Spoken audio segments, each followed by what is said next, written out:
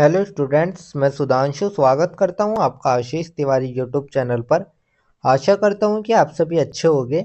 मैं इस चैनल के माध्यम से आप सभी के लिए लेकर आया हूं एक वीडियो लेक्चर सीरीज जो बेस आपके बीए प्रोग्राम के फर्स्ट सेमेस्टर की भारत का इतिहास प्रारंभिक काल से 300 सीई तक, history of India from earliest times up to C 300 CE, जो कि आपकी एक इम्पोर्टेंट किताब है और ये आपका डीएससी फर्स्ट माइनर पेपर का सब्जेक्ट है। तो स्टूडेंट, अगर आप ड्यू सोल रेगुलर या किसी और यूनिवर्सिटी से सब्जेक्ट पढ़ रहे हैं तो ये सीरीज आपके लिए बहुत ही उपयोगी साबित होने वाली है, क्योंकि इसमें हम हर चैप्टर को सिंपल भाषा में समझेंगे, इंपॉर्टेंट कॉन्सेप्ट्स को ब्रेक डाउन करेंगे और एग्जाम पॉइंट ऑफ व्यू से भी डिस्कस करेंगे। तो स्टूडेंट, अगर आप ड्यू सोल रेगुलर एनसी वेब एंड अदर किसी के भी सब्जेक्ट को समझना चाहते हैं आसानी से, तो चैनल को सब्सक्राइब जरूर कर लीजिएगा, वीडियो को लाइक कर लीजिएगा और अपने दोस्तों के साथ शेयर करना ना भूलें। एंड सोल से रिलेटेड डेली अपडेट्स के लिए आप सभी हमारा व्हाट्सअप चैनल फॉलो कर लीजिएगा। तो चलिए शुरू करते हैं। मैं आपका स्वागत करता हूँ बीए प्रोग्राम के पहले सेमेस्टर की history of India from earliest times up to 300 CE subject के यूनिट नंबर सेकंड के इस वीडियो लेक्चर में। इससे पहले की वीडियो में हमने यूनिट फर्स्ट के इम्पोर्टेंट टॉपिक डिस्कस किए थे और आज की वीडियो में हम हमारे यूनिट नंबर सेकंड प्रागैतिहासिक संस्कृतियों का सर्वेक्षण के बारे में डिस्कस करेंगे।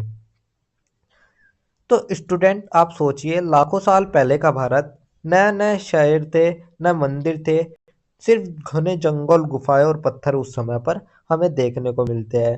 तो मनुष्य का जीवन कैसा रहा होगा उस दौर में? तो आज हम जानेंगे प्रागैतिहासिक संस्कृतियां, यानी कि वे संस्कृतियां जब लिखित इतिहास नहीं था लेकिन इंसान अपनी सभ्यता की ओर पहला कदम बढ़ा रहा था। तो चलिए इस चैप्टर की जो हम शुरुआत कर लेते हैं वो हम सबसे पहले एक छोटी सी प्रस्तावना से कर लेते हैं। तो सबसे पहले हम एक छोटी सी प्रस्तावना देख लेते हैं। प्रस्तावना में हम देखेंगे, प्रागैतिहासिक काल वह समय है जब लिखित अभिलेख उपलब्ध नहीं थे। जानकारी केवल औजारों, हड्डियों, गुफा चित्रों और खुदाई से मिले प्रमाणों से मिलती है। तो स्टूडेंट, जब हमें जानकारी सिर्फ औजारों, हड्डियों, गुफा चित्रों और खुदाई से मिले प्रमाणों से मिलती है, तो उस समय के काल को हमने प्रागैतिहासिक काल कहा है, क्योंकि उस समय इंसान लिखना नहीं जानता था। और ये जो काल है, यह काल मुख्यतः तीन भागों में बांटा जाता है। तो जो हमारा प्रागैतिहासिक काल है, इसको हम तीन हिस्सों में बांट कर देखते हैं।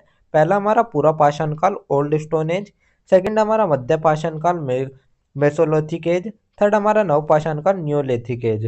तो स्टूडेंट, यानी कि ये हमारी वो यात्रा है जिसने इंसान को जंगली जीवन से सभ्यता की ओर पहुंचाया है। तो ये तो हमारा एक छोटा सा प्रस्तावना हो गई। प्रस्तावना के बाद जो हमारा नेक्स्ट टॉपिक आता है वो हमारा आता है दक्षिण एशिया में मानव उद्भव। तो अब हम बात कर लेते हैं जो दक्षिण एशिया है उसमें मानव उद्भव किस तरीके से हुआ, दक्षिण एशिया के मानव उद्भव के बारे में। तो दक्षिण एशिया में मानव का विकास लगभग 20 लाख वर्ष पहले हुआ। शुरुआती मनुष्य अफ्रीका से आए और धीरे धीरे एशिया व भारत में फैल गए। तो स्टूडेंट, जो मानव का विकास है वो लगभग 20 लाख वर्ष पहले अफ्रीका से उसकी शुरुआत होती है। धीरे धीरे जो मनुष्य है वे अफ्रीका से निकलकर एशिया और भारत की ओर फैलने लगे और भारत के प्राचीन मानव अवशेष रूप से नर्मदा घाटी, सोहन घाटी, भीमबेटका मध्य प्रदेश और कश्मीर से मिले हैं। तो भारत में हमें प्राचीन अवशेष जो मिलते हैं वे मुख्यतः नर्मदा घाटी, सोहन घाटी जो कि आज पाकिस्तान में है, भीमबेटका जो कि मध्य प्रदेश में स्थित है और कश्मीर से मिले हैं। तो स्टूडेंट सोचिए, वह प्राचीन मानव जिनके पदचिन्ह आज भी हमें इतिहास की कहानी सुनाते हैं। तो स्टूडेंट, यही था हमारा दक्षिण एशिया में मानव उद्भव। इसके बाद जो हमारा नेक्स्ट टॉपिक आता है वो हमारा आता है पूरा पाषाण काल का।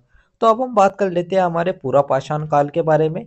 तो जो पूरा पाषाण काल है ये भी हमारा कई भागों में बटा हुआ है, जिसमें हम सबसे पहले बात करेंगे पूर्व पूरा पाषाण काल की। तो सबसे पहले हम बात कर लेते हैं पूर्व पूरा पाषाण काल की। तो सबसे पुराना काल 20 लाख वर्ष पूर्व से 1 लाख वर्ष पूर्व। औजार हैंडेक्स, क्लीवर, चोपर। तो स्टूडेंट, 20 लाख वर्ष पूर्व से लेकर लगभग 1 लाख वर्ष पूर्व तक के जो समय था, जिस समय इंसान बड़े बड़े पत्थरों को काटकर औजार बनाता था, वो समय था हमारा पूर्व पूरा पाषाण काल का। इस समय जो औजार थे उसमें हमारे हैंड एक्स, क्लीवर, चॉपर, इस तरीके के औजार उपयोग किए जाते थे। चॉपर आपके कुछ इस टाइप से होते थे, वे आपके इस टाइप से कुछ चॉपर होते थे, ये जो आपके त्रिकोण आधे जो त्रिकोण रूप में होता है, ये इस तरीके से आपके चौपर होते थे। जीवन में हम देखेंगे शिकार और फल फूल तोड़कर भोजन। तो इस समय जो मानव था वो शिकार करके या फिर फल फूल तोड़कर अपना भोजन या अपनी दिनचर्या चलाता था, अपना पेट भरता था। प्रमुख स्थल में हमें यहाँ पर कौन कौन से देखने को मिलते हैं, जैसे कि नर्मदा घाटी हो गई, सोहन नदी होगी जो कि अब हमारे पाकिस्तान में है, अटीरी अटीरम पक्कम होगा जो कि तमिलनाडु में स्थित है। तो ये हमारे उस समय के कुछ प्रमुख स्थल हमें देखने को मिल जाते हैं। तो स्टूडेंट कल्पना कीजिएगा, एक इंसान हाथ में भारी पत्थर लिए शिकार पर निकला है, यही था उसका जीवन। तो यही था हमारा पूरा पाषाण काल। इसके बाद जो हमारा नेक्स्ट आता है पूरा पाषाण काल का ही, वो हमारा आता है मध्य पूरा पाषाण काल। तो अब हम बात कर लेते हैं मिडल पैलेथिक एज के बारे में। तो चलिए स्टूडेंट इसका समय देखते हैं, लगभग 1 लाख से 40,000 वर्ष पूर्व। औजार छोटे और नुकीले फ्लैग टूल्स। तो स्टूडेंट 1 लाख से 40,000 वर्ष पूर्व के जो समय था, जिस समय छोटे और नुकीले हथियार यूज किए जाते थे, वो हमारा मध्य पूरा पाषाण काल का समय था।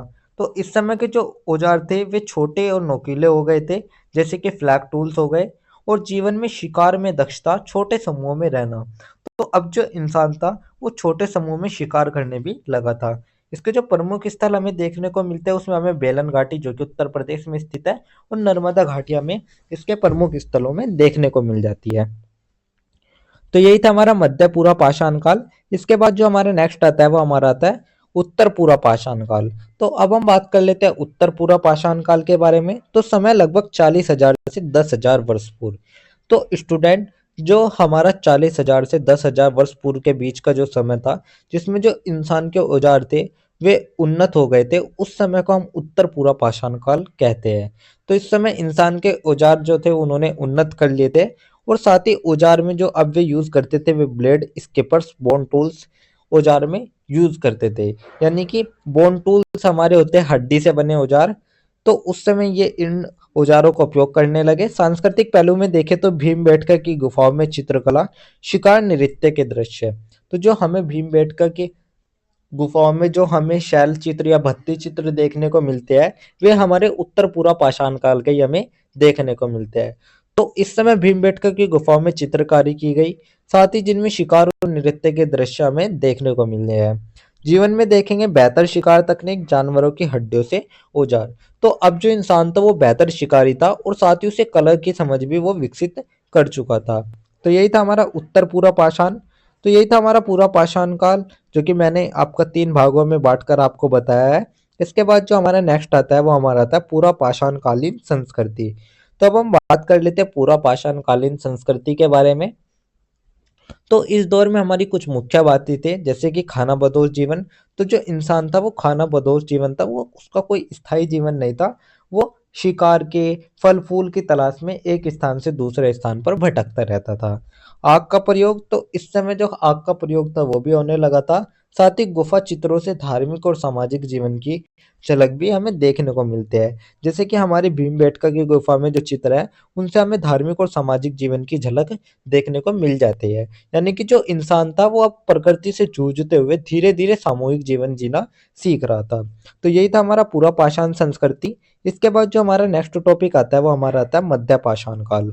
तो अब हम बात कर लेते हैं हमारे मध्य पाषाण काल के बारे में, मेसोलिथिक एज के बारे में। तो इसको भी हम सबसे पहले हम इसमें देखेंगे मध्य पाषाण कालीन स्थल और औजार के बारे में। तो स्टूडेंट समय जो हमारा होगा वो लगभग 10,000 से 8,000 ईसा पूर्व का होता है। तो स्टूडेंट 10,000 से 8,000 ईसा पूर्व के बीच का वो समय जब औजार जो थे वे बहुत ही छोटे हो गए थे, उसे हम मेसोलिथिक या मध्य पाषाण काल कहते हैं। तो औजार इस समय बहुत ज्यादा छोटे हो गए थे, इसलिए हम इसे माइक्रोलिथिक्स भी कहते हैं। औजार में हमें देखने को मिलता है माइक्रोलिथिक्स, जो कि हमारे छोटे पाषाण औजार होते थे। इस टाइप के कुछ औजार हमें देखने को मिलते थे, जैसे कि आप देख सकते हैं चित्रों में। प्रमुख स्थल में हमें देखने को मिलते हैं इसमें भीमबेटका दमदमा जो कि हमारा उत्तर प्रदेश में है, लंगनंज जो कि हमारा गुजरात में है।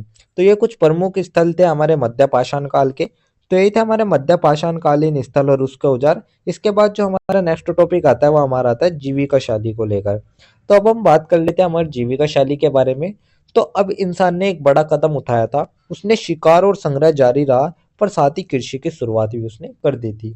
तो उसने शिकार और संग्रह तो जारी रखा, लेकिन उसने खेती की शुरुआत भी इस समय पर कर दी थी और कुछ जानवर पालतू बनाना शुरू किया। कुत्ता, बकरी जैसे जो जानवर थे, उनको उन्होंने पालतू बनाने शुरू करा। तो स्टूडेंट, मैं आपको यहाँ पर एक बात बता देता हूँ। तो जो सबसे पहले पालतू जानवर बनाया गया था, वो कुत्ते के पूर्वज को बनाया गया था। साथ ही मछली पकड़ना भी महत्वपूर्ण हो गया था।